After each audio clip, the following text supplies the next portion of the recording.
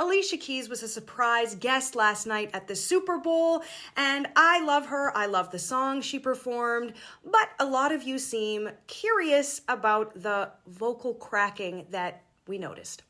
Obviously, there's no way for me to 100% for sure know what was going on, but I'm gonna tell you my best guess. Let's cross a few things off the list. It definitely isn't her vocal ability. It definitely isn't that she's under-rehearsed, and it definitely is not nerves. Now let's talk about the things that actually could be contributing. As a matter of fact, probably more than one of them. Vocal fatigue. Recovering from an illness.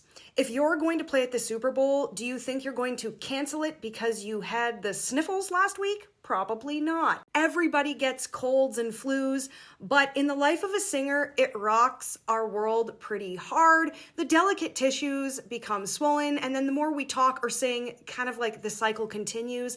I don't know if she was sick. I'm just throwing it out there. Next, fatigue. Overall fatigue, tiredness, lack of sleep, stress. That shit wreaks havoc on the body. And drum roll, here's the factor that I think is most likely and most important to note is monitoring. Monitoring how a singer hears themselves, the other musicians on stage, the tracks, everything they need to hear. It is incredibly important to have balanced monitoring. Now, I know you're gonna say, but it's the Super Bowl. Now, obviously, I've never played an event as big as the Super Bowl, but I can tell you that no matter how big nor small, nor skilled the team, nor how prepared everyone is, this shit just happens. It just happens.